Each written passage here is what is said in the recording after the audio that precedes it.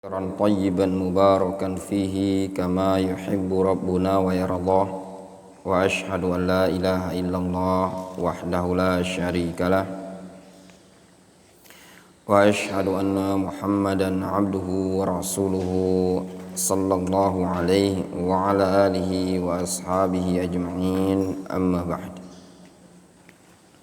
Kita masih pada kaidah yang ketiga dan membaca dalil-dalil tentang bahwasannya orang-orang dahulu sebelum diutusnya Nabi kita Muhammad SAW, mereka adalah orang-orang yang mutafarriqin fi ibadatihim, adalah orang-orang yang berbeda-beda dalam peribadatan. Di antara mereka ada yang menyembah matahari dengan dalil wala la tasjudu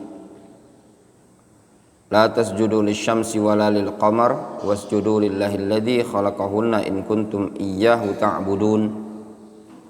Ada yang menyembah malaikat dengan dalil firman Allah Subhanahu wa taala, summa yaqulu lil malaikati ahaula'i iyyakum kanu ya'budun. Di antara mereka ada yang menyembah para nabi dan orang-orang soleh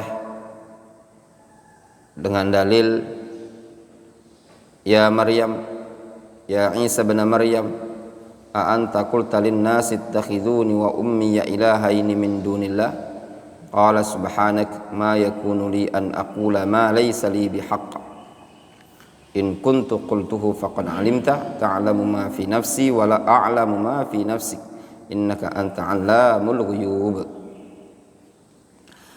Kemudian juga disebutkan ada yang menyembah orang-orang saleh, ulaika alladzina yad'una yabtaguna ila rabbihimul wasilata ayyuhum aqrab wa yarjuna rahmatahu wa yakhafuna 'adzabah inna 'adzaba rabbika kana mahdzura.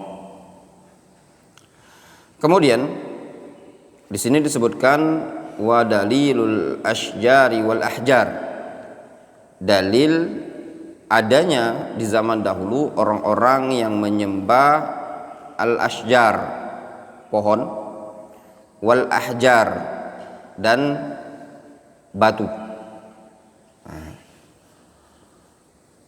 Kemudian disebutkan dalilnya. Di antara dalilnya qauluhu ta'ala, afara'aitumul lata wal uzza wa manata tsalisatal ukhra.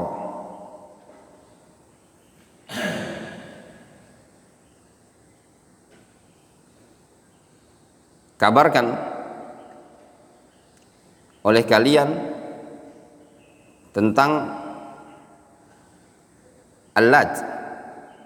Al-Lat ini di antara tafsirnya ada yang menafsirkan Lat itu seorang yang dulunya mengadon roti, yalutus sawiq, mengadon gandum, tepung, kemudian meninggal dunia. Wal Uzzah, di antara tafsirnya Uzzah ini disebutkan pohon, ya, di pohon tersebut ada jinnya, ada penunggunya. Wa manata tsalisatal ukhra, dan manat. Ini semua antum bisa lihat di kitab-kitab tafsir, ya, makna dari ayat ini tadi. Ada beberapa qaul, ada beberapa pendapat dalam menafsirkan masing-masing ini tadi. Antum bisa lihat, antum cek di tafsir As-Sa'di, antum cek di kitab-kitab tafsir yang lain. Ya, caranya kalau belajar itu ya dibuka di buku tafsir. Ada waktu luang, ustaz enggak ada, kita punya maktabah walaupun tidak terlalu banyak, antum lihat ada tafsir ada di situ, ada Aunur Rahman, antum lihat, antum cek.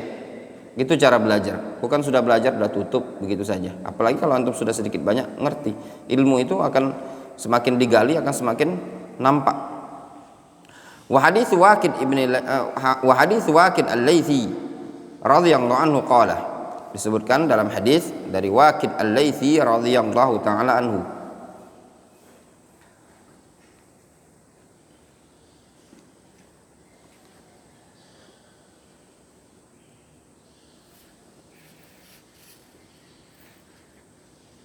Atau ana jelaskan sedikit untuk lat ya. Kalau taknya ditakhfif,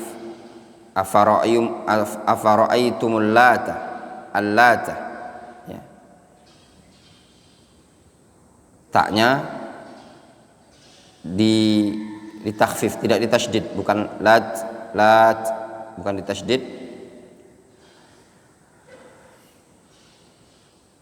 Itu batu besar, petak, warnanya putih, ada ukiran.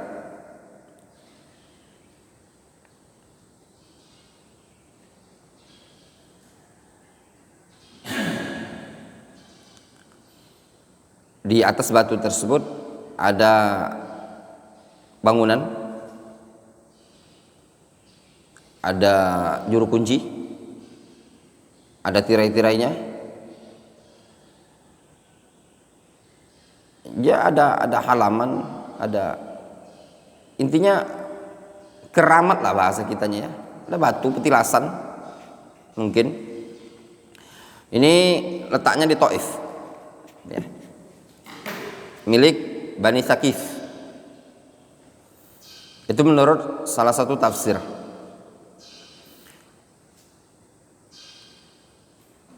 Tafsiran yang kedua, lat kalau dia ditasydid, afara'aitumul lat wal uzzah, itu rajulun saleh yalutus sawiq, ada orang yang saleh ngadon tepung, hasil buatan rotinya ini dikasihkan kepada jamaah haji. Itulat. Jadi ada dua tafsiran. Kalau dia dibaca tasydid, lat, itu maknanya orang yang soleh. Kalau dia dibaca lata, itu maknanya batu yang dikeramatkan. Adapun Uzzah, ya ini juga ada di lembah, ya, lembah Nakhlah. Ini mereka bangun di sana, ada keramatnya.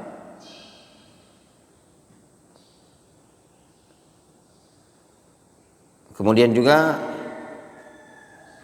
ya ada jin ya, ada penunggunya di sana. Kemudian Manat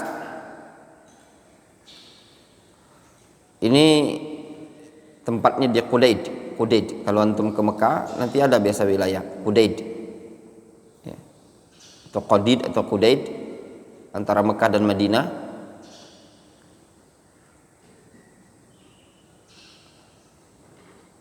Itu juga yang biasa mereka sembah. Ada juga selain yang tiga ini, seperti Hubal, Nailah, dan yang lainnya. Ada nama-nama dari berhala-berhala kaum musyrikin. Jadi hampir setiap kabilah itu punya sesembahan tersendiri. Makanya disebut mutafarriqina fi ibadatihim. Wa haditsu Waqid al-Laitsi wa haditsu Abi Waqid al-Laitsi radhiyallahu anhu qala. Hadits Abu Waqid al-Laitsi radhiyallahu anhu, beliau mengatakan, qala kharajna ma'a Rasulillah sallallahu alaihi wasallam ila Hunain. Kami keluar bersama Rasulullah SAW menuju Hunain, yaitu perang Hunain. Wa nahnu hudatsa wa'adin bi kufrin. Kami baru saja meninggalkan kekufuran, maksudnya baru saja masuk Islam. Walil musyrikin sidratun. Kaum musyrikin pada waktu itu memiliki satu pohon. Ya'kufuna indaha wa yunawwituna biha aslihatahum. Atau ya'kufuna indaha wa yanutuna biha aslihatahum. Mereka biasa i'tikaf di sana, maksudnya berdiam diri di sana dan menggantungkan pedang-pedang mereka di sana. Yuqalu laha dzatu anwat. Itu disebut, dikenal dzatu anwat. Ya, tempat mereka menggantungkan pedang ini, suatu pohon. Famarorna bi sidratin, lalu kami melewati sidrah juga, pohon ini tadi. Faqulna ya Rasulullah, lalu kami berkata, ya Rasulullah, ij'al lana dzata anwat kama lahum dzatu anwat. Buatkan kami dzatu anwat sebagaimana mereka kaum musyrikin punya dzatu anwat. Faqala Rasulullah sallallahu alaihi wasallam, Allahu akbar innaha sunan. Qultum walladzi nafsi biyadi kama qalat banu Israil li Musa ij'al lana ilahan kama lahum alihah. Lalu Nabi sallallahu alaihi wasallam mengatakan, Allahu akbar innaha sunan. Ini adalah jejak atau jalan-jalannya. Sungguh kalian telah mengucap kalian sungguh demi zat yang jiwaku berada di tangannya telah mengucapkan sebagaimana yang telah diucapkan Bani Israel kepada Musa. Apa ucapan Bani Israel kepada Musa? Ij'al lana ilahan kama lahum alihah. Jadi ucapan sebagian kaum muslimin yang mereka baru saja masuk Islam dengan mengatakan ij'al lana dzata anwat kama lahum dzatu anwat. Ini sama saja minta buatkan Tuhan selain Allah Azza wa Jalla. Jelas? Kata Al-Imam Ibnu Qayyim rahimahullah ta'ala, beliau mengatakan ittikhadhu hadhihi syajarah li ta'liqil aslihah, menggantungkan pedang, ya, membuat atau menjadikan pohon-pohon ini tempat untuk menggantungkan pedang, wal uquf haulaha, serta berdiam di sana, adalah ittikhadhu ilahin ma'allahi subhanahu wa ta'ala, dianggap menjadikan tandingan sesembahan bersamaan dengan Allah Azza wa Jalla. Dalam kondisi kata Al-Imam Ibnu Qayyim rahimahullah taala, ma'annahum la ya'budunaha, dalam kondisi mereka tidak menyembahnya, tidak disembah, cuman gantungan pedang. Wala yas'alunaha, juga tidak minta kepada pohon ini tadi. Kata Al-Imam Ibnu Qayyim rahimahullah taala, kalau seandainya orang cuman gantungkan pedang iltimas al-barakah, dalam rangka mencari berkah, itu dianggap ittikhadhu ilahin ma'allahi subhanahu wa ta'ala. Kata beliau, fama dhann bil uquf haula al-qabr wad du'a bihi wad du'aihi wad du'a indahu. Kata Imam Al-Qayyim, kalau tindakan yang seperti ini cuman gantungan pedang, dia tidak minta dengan pohon, dia cuma gantungan pedang untuk cari berkah, dikomentari oleh Nabi SAW sebagai bentuk ittikhadhu ilahin ma'allah. Terus kata Al-Imam Al-Qayyim, bagaimana lagi dengan orang yang sengaja ke kuburan, bersemedi di sana, berdoa di sana, minta di sana, tawasul di sana. Faham antum? Seperti itu. Nah, ini jelas dalil tindakan tersebut merupakan bentuk peribadatan kaum musyrikin di zaman dahulu. Diingkari oleh Nabi SAW.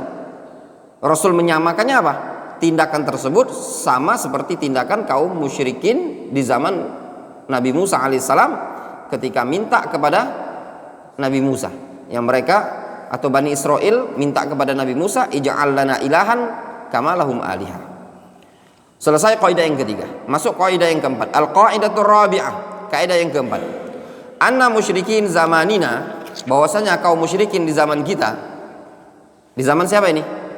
Zamannya Syekh Muhammad bin Abdul Wahab. Kata beliau, aghladu syirkan, lebih parah, lebih tebal kesyirikannya, minal awwalin, dibandingkan kesyirikan di zaman terdahulu. Maksudnya dibandingkan kesyirikan yang ada di zaman jahiliyah. Kenapa? Li'annal awwalin yusyrikuna fir raha wa yukhlisuna fi syiddah. Karena kaum musyrikin yang di zaman dahulu, di zaman jahiliyah, itu kesyirikannya dilakukan ketika raha, ketika lapang. Wa yukhlisuna fi syiddah. Namun ketika genting, ketika susah, atau ketika lapang, ulangi. Dikarenakan kaum musyrikin di zaman dahulu, mereka syiriknya ketika lapang, namun ikhlas, tulus, bertauhid ketika genting.